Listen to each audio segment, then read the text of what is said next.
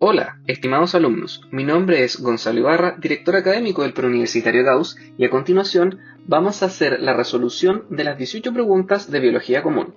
¡Vamos! La primera pregunta. Un grupo de investigación logró obtener una enzima recombinante que, especulan, permitiría reducir la energía de activación de una reacción catalizada por la enzima de interés comercial, tras realizar ensayos de actividad enzimática comparando la energía total en el tiempo para ambas reacciones. Se obtuvieron los resultados que se muestran a continuación. Considerando que el grupo de investigación confirmó su especulación, ¿qué número indica correctamente la energía de activación de la reacción catalizada por la enzima recombinante? Para esto debemos analizar lo siguiente. Primero, las enzimas disminuyen la energía de activación. Entonces debemos saber cuál es la energía de activación. Sin la enzima, vemos que el gráfico con la línea continua negra indica que es el gráfico naranjo. En cambio, con la enzima tenemos que es el gráfico azul. Por ende, la flecha azul se parece mucho más al número 2. Entonces, la respuesta correcta es la alternativa B, alternativa 2. Siguiente pregunta. ¿Cuál de las siguientes opciones corresponde a una característica común entre las mitocondrias, los cloroplastos y el núcleo de una célula vegetal? Vamos a analizar estos dos organelos y el núcleo principalmente.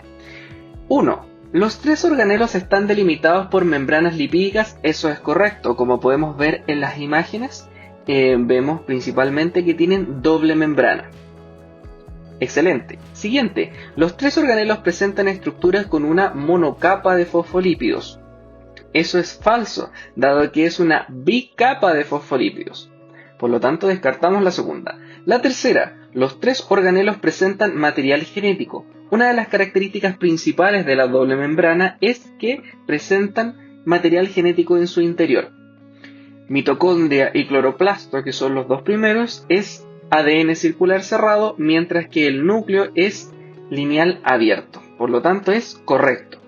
Mientras que en la número 4, los tres organelos presentan cadena de transporte de electrones. En mitocondria y cloroplasto sí, mientras en el núcleo no. Por lo tanto, sería incorrecta.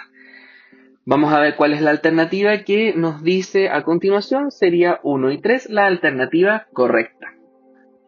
Siguiente pregunta. Un grupo de investigación buscaba determinar qué estructura celular permite que ciertos organelos se mantengan sujetos y relativamente estables en el citoplasma de una célula eucarionte.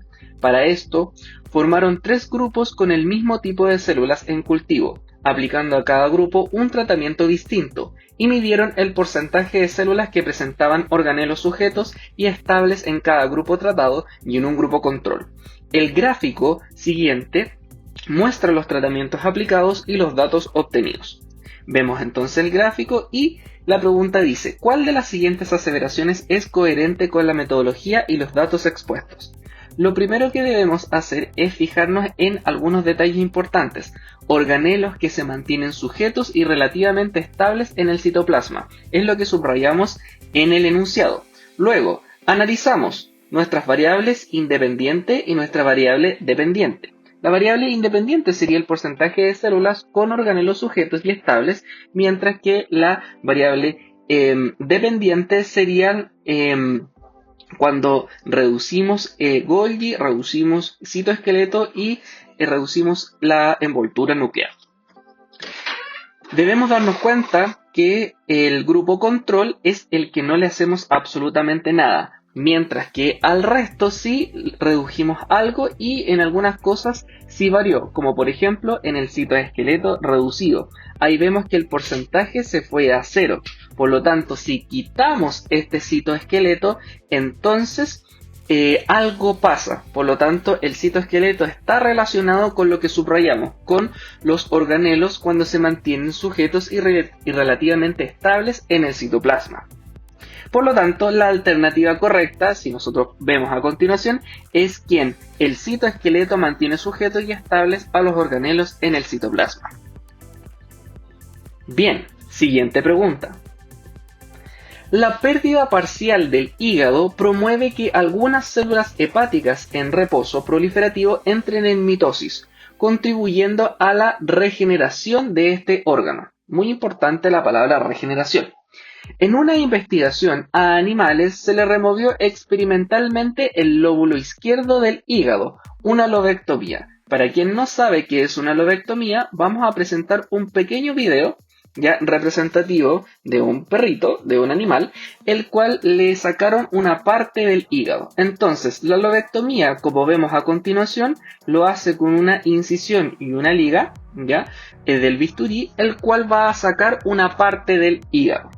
Entonces vemos en este video donde le estamos quitando literalmente una parte del hígado a nuestro perrito enfermo. Bien, entonces, volviendo a nuestro enunciado, y luego se evaluaron los posibles cambios en este órgano post-lobectomía a intervalos de 10 días. Considerando estos antecedentes, ¿cuál de las siguientes opciones es un resultado potencial para esta investigación?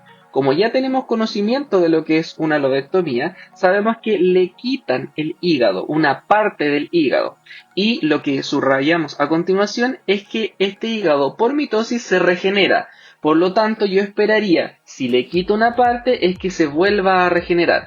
Por lo tanto, la alternativa correcta es, habría un incremento progresivo del tamaño del hígado tras la lobectomía, es decir, su regeneración. Vamos con la siguiente pregunta.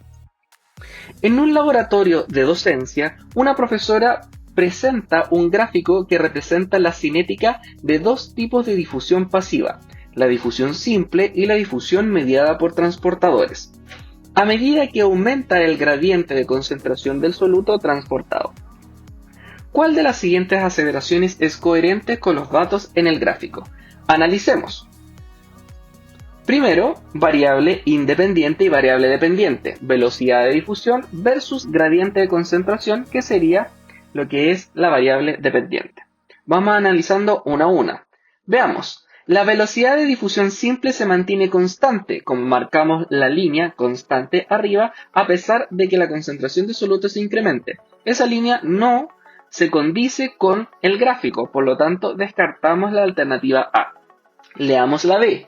La velocidad de difusión simple exhibe un comportamiento inversamente proporcional. Inverso sería como la línea que aparece a continuación, a la concentración del soluto, lo cual no se condice con el gráfico. La descartamos nuevamente. Leamos la C. La velocidad de la difusión mediada por un transportador es directamente proporcional al gradiente de concentración del soluto en todo el rango medido. Podemos apreciar entonces en el gráfico que es directamente proporcional en ese rango medido, mientras que en el otro rango medido no es directamente proporcional, sino que es más bien logarítmico. Por lo tanto, lo descartamos la alternativa C. Y finalmente analizamos la última, que es la D, que es la correcta. La velocidad de la difusión mediada por un transportador alcanza un máximo, sugiriendo que el transportador es saturable, como lo vemos en la imagen. Siguiente pregunta. La dotación cromosómica en una célula puede variar durante diferentes procesos celulares, principalmente durante la división celular y la formación de células sexuales. Considerando el proceso de desarrollo humano, el restablecimiento de la dotación cromosómica en la especie humana se realiza. Acá analizamos la definición. Restablecimiento de la dotación cromosómica en la especie humana se define como fecundación. Por lo tanto, la alternativa correcta es la B. Siguiente pregunta. ¿Cuál de las siguientes opciones es un argumento correcto para inferir que un hombre que se ha realizado una vasectomía está imposibilitado para fecundar un óvulo de manera natural? Vamos entonces a analizar qué es una vasectomía. Si analizamos entonces en este dibujo o en este esquema, la vasectomía es cortar fuera del escroto, es decir, es una cirugía bastante simple donde se entra por el escroto, por acá, se entra por acá y luego esto se saca hacia afuera del escroto, se rompe y se liga, es decir, se amarra. Bien, lo que hacemos es que estos conductos deferentes ya son cortados. el semen, es decir, se forma por tres cosas. Primero, por los espermatozoides formados acá en los testículos que viajan por el conducto deferente, finalmente se encuentran con la vesícula seminal, se encuentran también con la próstata y los líquidos prostáticos y es la combinación de tres cosas: líquido prostático, líquido seminal y los espermatozoides de los testículos. Por lo tanto, si cortamos acá el conducto deferente, el líquido eyaculado solamente va a formar parte del líquido prostático y el líquido seminal, es decir, sin espermatozoides. Bien, con ese conocimiento entonces podemos contestar la pregunta, que es: ¿cuál de las siguientes opciones es un argumento correcto para inferir que un hombre que se ha realizado una vasectomía está imposibilitado para fecundar un óvulo de manera natural? La alternativa correcta es la C. Como resultado de la vasectomía, los espermatozoides no forman parte del fluido eyaculado, como habíamos explicado en el esquema anterior. Siguiente pregunta. Una persona que es más de una ocasión ha tenido relaciones sexuales con coito sin el uso de preservativos presenta una secreción blanquecina desde su pene, sin pústulas en este, ardor al orinar e inflamación testicular. De acuerdo con esta breve descripción, es posible que presente. Entonces debemos analizar el enunciado y tener nuestro conocimiento de infecciones de transmisión sexual. Analicemos: la secreción blanquecina desde su pene puede equivaler a una gonorrea o una clamidia. Sin pústulas, es decir, podemos descartar la sífilis, dado que la sífilis tiene esas pústulas, etc. Y finalmente tenemos ardor al orinar e inflamación testicular. Eso se puede deber a una infección del tracto urinario, como por ejemplo una Escherichia coli, una gonorrea, una clamidia. De entre las alternativas, entonces, tenemos que gonorrea se acerca mucho más a esta descripción. Siguiente pregunta. Un estudiante se encuentra investigando cómo varía la cantidad de ADN y la dotación cromosómica durante distintas etapas del proceso de división celular, que permite la formación de células reproductivas en los vertebrados, centrando su análisis en la siguiente tabla, que es la que tenemos a continuación. En relación con lo anterior, ¿cuál de las siguientes opciones describe correctamente la información científica entregada por esta tabla? Vamos a analizar nuestras alternativas. A. Cambios en el material genético en dos divisiones mitóticas sucesivas. En primer lugar, debemos saber que estas divisiones son meiosis, es decir, tiene dos fases, meiosis 1 y meiosis 2. Por lo tanto, en la 2, cambios de material genético en divisiones mitóticas no corresponde en lo absoluto. Analicemos la alternativa B. Variaciones en la cantidad de material genético en distintas etapas de la división celular meiótica. Y eso es correcto, dado que vemos que la cantidad de ADN es la que está variando, que es la alternativa correcta. Y si analizamos las otras, que es C y D, tenemos que los cambios en la cantidad total de cromosomas, que sería la segunda fase, dotación cromosómica, no es correcto. Y finalmente la D, sucesión de etapas características del ciclo celular proliferativo, eso es mitosis.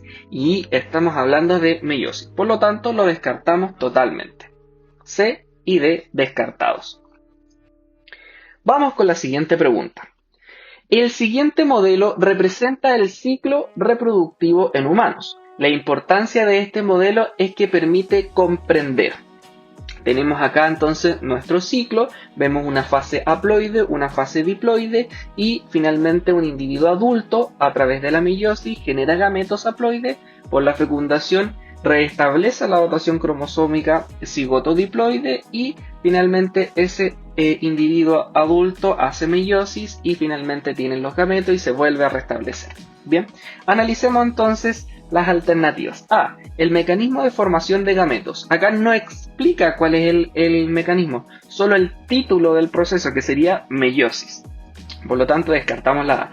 La B. El rol del sistema reproductor en la perpetuación de la especie. Acá no vemos ningún rol específicamente, solamente vemos que se restablece y nada más. Que la determinación del sexo queda definida en la fecundación. Acá no vemos la determinación del sexo por ninguna parte. El rol de la meiosis en la variabilidad genética. de los organismos con reproducción sexual. Aquí hay una pequeña trampa porque es correcta la frase que la meiosis tiene un rol fundamental en la variabilidad genética, pero no lo vemos en el esquema. Solamente vemos que se restablece la dotación cromosómica y nada más. No vemos variabilidad genética en el esquema. Y la última alternativa, la existencia de dos fases en el ciclo reproductivo, fase diploide y haploide, que lo vemos en el esquema considerando la dotación cromosómica celular, es decir, haploide o diploide. Perfecto. Entonces la alternativa E es lo que refleja el esquema. Vamos con la siguiente pregunta. Un grupo de estudiantes pretende demostrar el efecto de la temperatura sobre la fotosíntesis, para lo cual diseña un experimento con dos condiciones como se muestran a continuación. Entonces, vemos estas condiciones. Primero, misma luz, luz roja, mismo lirio, misma planta y la diferencia es la temperatura. 20 grados Celsius para una, 15 grados Celsius para la otra. Si las demás condiciones se mantienen iguales en ambas situaciones, es correcto afirmar que para evaluar la fotosíntesis los estudiantes deberían medir. Entonces, en este experimento debemos identificar nuestra variable independiente, que es la temperatura. Y ahora, ¿qué nos están preguntando? Nos están preguntando nuestra variable dependiente. Entonces, la verdadera pregunta es, ¿cuál es la variable dependiente? Y la respuesta sería el producto de la fotosíntesis. ¿Y cuál es ese producto? Es el almidón, es decir, la glucosa. Por lo tanto, buscamos en las alternativas y la respuesta correcta es la producción de almidón. Vamos a la siguiente pregunta. En un modelo de cadena trófica, los organismos que poseen la mayor cantidad de energía disponible para transferir a otros organismos son. Para eso debemos remitirnos a nuestra materia. Por lo tanto, vemos acá una pirámide de energía y vemos que el Sol le entrega la energía del 100% a los consumidores primarios y ellos siguen la regla del 10%, es decir, al siguiente le entregarán un 10, al siguiente el otro 10 y al siguiente el otro 10.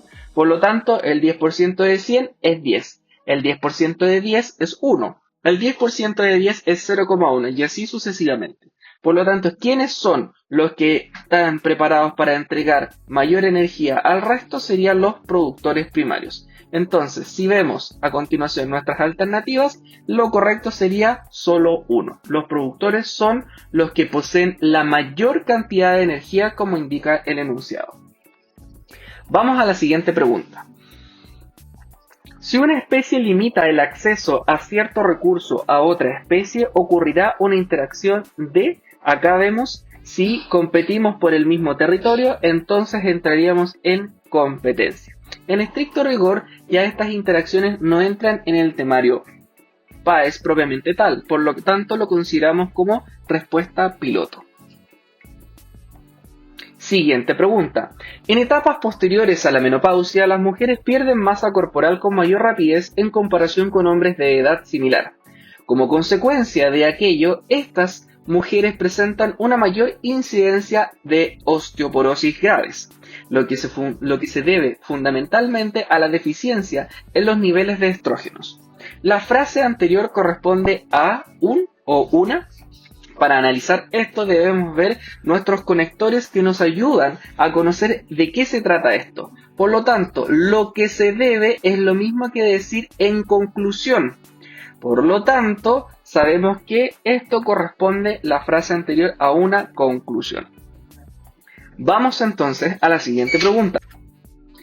Alfred Jost, en 1940, se interesó en la investigación respecto hacia el desarrollo como machos o hembras de acuerdo con el set cromosómico en embriones de conejo. Mientras se encontraban aún en el útero, requiere o no instrucciones por las hormonas que se producen en las gónadas. Para resolver esto, antes de que los embriones mostraran diferencias sexuales en el útero de la hembra, se removió la parte de los embriones que daría forma a los ovarios o testículos. Una vez nacidos los conejos, se corroboró el set cromosómico y si las estructuras correspondían a macho o hembras. Los resultados se muestran en la siguiente tabla. Analizamos entonces la siguiente tabla. Variable independiente sería con cirugía o sin cirugía, que es gónadas removidas. Y la variable dependiente es el resultado de esto, que sería entonces si la apariencia genital es macho o la apariencia genital es hembra con o sin la cirugía. Vamos a analizar. De acuerdo con la tabla se puede afirmar que ¿Los machos siguen mostrando una apariencia genital de macho hasta la reproducción? No, porque vemos que el macho después se transforma a hembra si le remueven las gonadas. Por lo tanto, es incorrecto. La segunda, la aparición o no de cirugía es la variable independiente. Como lo habíamos analizado, es correcto. No aplicar cirugía es un tratamiento control. Por lo tanto, cuando nosotros dijimos que no hacer nada era el tratamiento control, por lo general es así y es correcto. Vemos las alternativas y la alternativa correcta sería solo 2 y 3. Bien, vamos a la siguiente pregunta. Un científico diseñó un biofertilizante y está interesado en estudiar el efecto de diferentes concentraciones de este en el crecimiento de plantas de tomate. ¿Cómo podría aplicar el método científico en su experimento? Vamos a analizar diferentes concentraciones y el crecimiento. Eso es lo que tenemos que estudiar. Por lo tanto, diferentes concentraciones es nuestra variable independiente y el crecimiento nuestra variable dependiente. Entonces, si encontramos la relación de ambas en las alternativas, es la respuesta correcta. Y vemos que elegir diferentes concentraciones de biofertilizantes y aplicarlas de manera aleatoria a diferentes plantas para comparar su crecimiento es lo que nosotros estamos buscando. Bien, vamos a la siguiente pregunta. Se investigó el efecto de la concentración del ion sodio, Na+, extracelular en el transporte de un aminoácido y un azúcar en un cultivo de células a 37 grados Celsius y un pH fisiológico 7,2. Los resultados obtenidos se presentan en el siguiente gráfico. Primero, siempre debemos analizar variable independiente y variable dependiente. Eje Y independiente, eje X variable dependiente. Vamos a la pregunta. En relación con lo anterior, ¿cuál de las siguientes opciones corresponde a una de las variables controladas en este experimento? En relación a las variables controladas es las que se mantienen fijas. Si nosotros analizamos, esas variables controladas están en el enunciado. Células a 37 grados Celsius y pH fisiológico 7,2. Por lo tanto, esas son nuestras variables controladas. Vemos a continuación que encontramos en la alternativa si es temperatura o pH y encontramos entonces a el pH fisiológico, que es la respuesta correcta. Vamos entonces a la siguiente pregunta. Un estudio realizado in vitro demostró que tanto la ausencia de ATP como las mutaciones en la dineína, un tipo de proteína presente en flagelos, se relacionan con la pérdida de movilidad de los espermatozoides. Según lo anterior, ¿cuál de las siguientes preguntas de investigación se responde con los datos de este estudio? Entonces debemos analizar nuestro enunciado. La ausencia de ATP y la dineína, dos moléculas importantes en este enunciado. Esta pregunta es típica de comprensión lectora. Bien, si nosotros comprendemos bien lo que nos está diciendo el enunciado, entonces podemos responder esta pregunta. Vamos analizando. ¿Cuál es la respuesta correcta entonces de estas alternativas? ¿Qué moléculas contribuyen al movimiento de los espermatozoides? La respuesta sería ATP y dineína que encontramos en el enunciado. Si vemos las otras, no tiene relación con el enunciado en sí. Quizás sí están correctas, independiente, pero por nuestro conocimiento del mundo, pero lo que nos importa a nosotros es el enunciado. Por lo tanto, la alternativa correcta es la alternativa C.